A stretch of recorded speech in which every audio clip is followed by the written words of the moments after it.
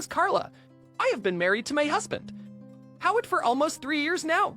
Recently, I've started to feel a bit tired of our relationship. My mom is coming over this weekend, so you stay at home.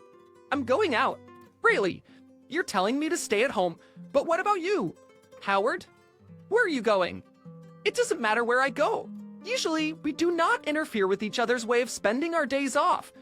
However, things change when my mother-in-law's visit approaches. She doesn't seem to like me much and always asks, "No kids yet?" Therefore, I want to minimize my contact with her, but Howard doesn't understand my concerns. I told Howard that I wanted to avoid being alone with his mother, but he didn't take it seriously. My mom would never say anything unpleasant. I've never heard her do so.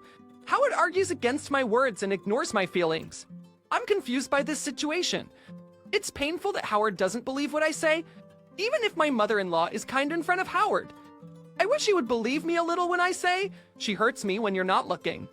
It's a situation where I can't help but feel that our marriage is only a name.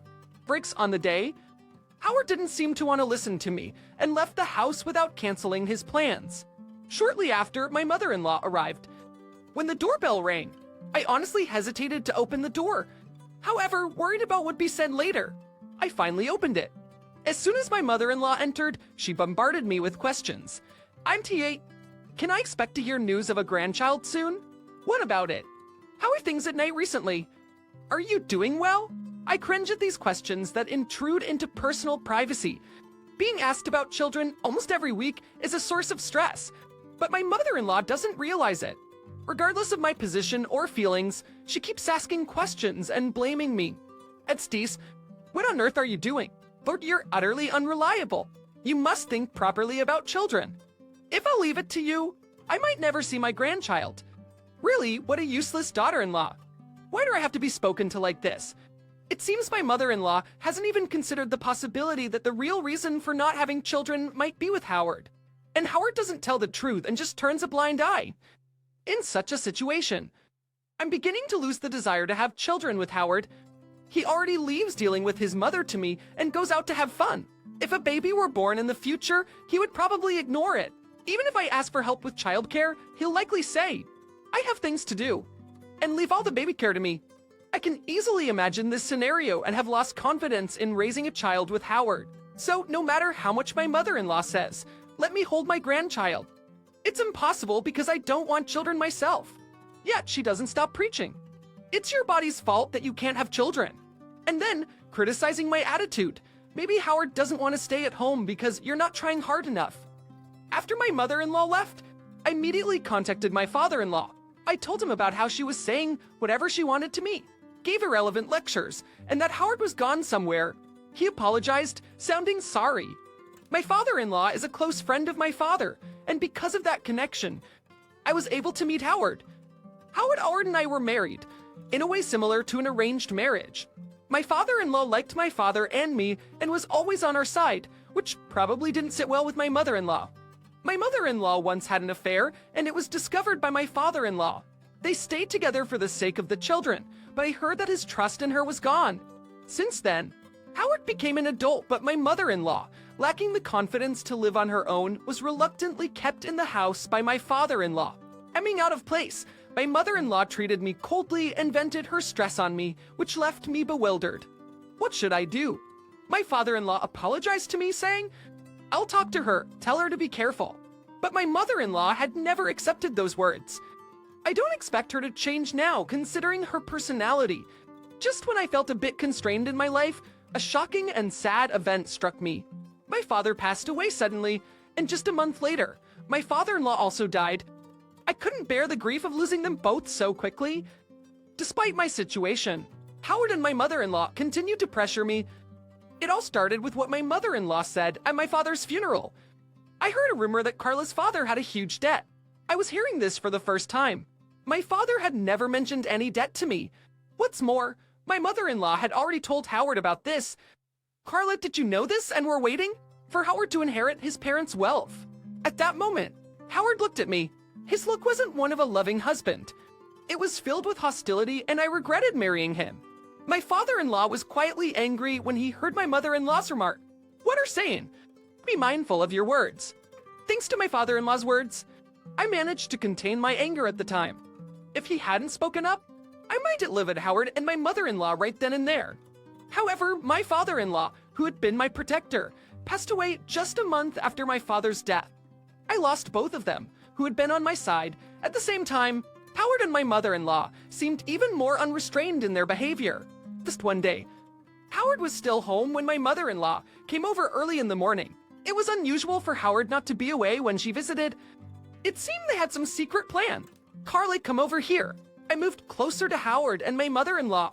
They had taken over the living room sofa, so I stood, sit on the floor. I was ordered to sit on the floor, and then Howard, with a stern face, started to speak. Your father left a debt when he died, didn't he? It seems so.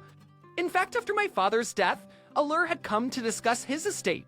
It was then revealed that my father had left a debt of $2 million. But how did Howard know this? I've no intention of covering the debt. Why did you keep quiet? Are you afraid of being abandoned by me? Did you plan to use my money to pay off the debt? Of course not. Indeed, I hadn't mentioned the debt, but it wasn't for any ulterior motive. My father had $2 million in debt, but I wouldn't need to pay it if I renounced the inheritance. Just as I was about to explain this, Howard and my mother-in-law presented me with divorce papers.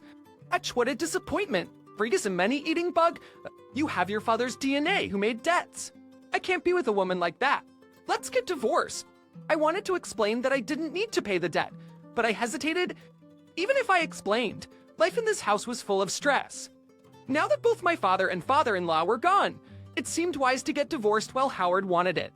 Rather than staying in a house where I was surrounded only by enemies, let's get divorced. Prompted, I signed the divorce papers. My mother-in-law and Howard said, let's have a lavish dinner, and left happily with the divorce papers. While they were away, I started packing my belongings. With the help of a friend, I sorted out my things and left the house. As I was leaving, I heard from behind, good riddance. It feels refreshing. Finally, a relief. But for us, I ignored their happy voices and left the house without looking back.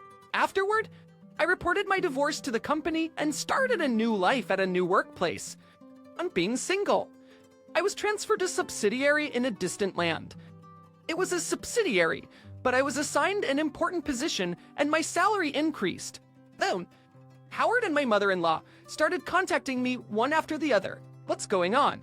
Give me back my money right now. What? I honestly didn't understand the situation at all. Suddenly, he contacted me, and on top of that, he brought up money, which left me in a panic. At first, I didn't understand what he was talking about. After calming down, I finally grasped what he was saying. It was about the inheritance. Of a few days ago, I was told to go to Howard and my mother-in-law's place for the reading of my father-in-law's will. When am I involved in this? I didn't understand why I was called to this meeting and asked Howard. He grudgingly replied that the lawyer had told him to call me. Initially, Howard seemed displeased, thinking that his father's inheritance might go to his ex-wife. But the reality was entirely different. All of your father's $8 million inheritance goes to the former wife. Oh wait. The lawyer's statement was a shocking turn of events. Both Howard and my mother-in-law were too shocked to say anything. The meeting with the lawyer didn't proceed, and I eventually left. At that time, Howard couldn't accept the reality and was frozen. But a few days later, he seemed to understand that his father's inheritance had become mine and contacted me. However, his approach was like that of a kindergarten child. Give back the money. The money are you talking about? I don't owe you any money. You stole my inheritance. Was that inheritance yours? It was supposed to be mine. Howard seemed to believe that as a son, he was entitled to monopolize the inheritance. Look, due to the affair, his father had said he wouldn't leave the inheritance to his mother. So maybe his mother also expected the inheritance to go to Howard. However, in reality, the inheritance was willed to me. Do something. I thought I had an inheritance and paid off the house mortgage in full. Now I'm out his money. It seemed Howard faced a big problem due to his unplanned actions. I couldn't help but laugh. It's rude to laugh at your husband. It's rude to laugh at your husband. I couldn't help but laugh at the irony that he who had ridiculed my father's debt was in a similar situation. Eventually, he thanked me for lending him the money and promised to pay it back after a divorce. But he never kept that promise. After my life stabilized post-divorce, I planned to consult a lawyer to recover the money. But that plan was temporarily shelved due to the inheritance from my father-in-law. If you're going to demand so much money from me, I can't just overlook the debt. Howard seemed baffled by being confronted. No, please make the payment. For $10,000. We're getting too cocky, aren't you? I can't believe you're inheriting $8 just because your father and my father were close. Howard was trying to escape the issue of debt again. Changing the topic wouldn't resolve the money problem, so I decided to speak calmly and firmly. I didn't just receive the $8 million. When your father's company was in crisis, my father supported it. That's when my father's $2 million debt was incurred.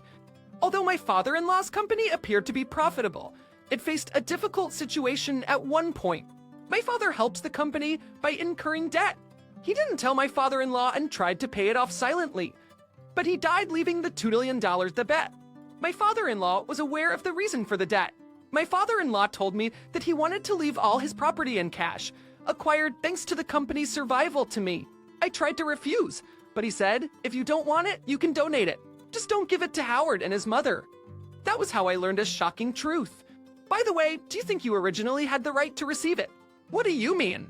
My father died leaving an inheritance of $8 million. But you're not blood related to your father. How do you know that? Partly, after discovering my mother-in-law's affair, my father-in-law secretly conducted a DNA test to confirm the paternity with Howard.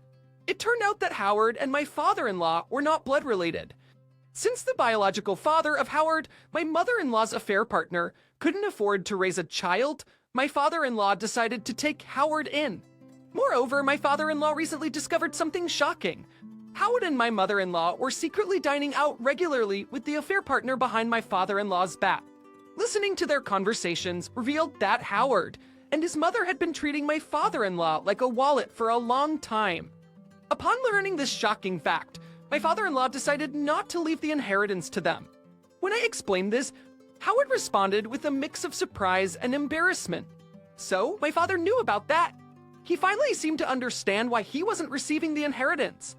With that realization, I felt confident in what I had to say. Don't forget about the $10,000.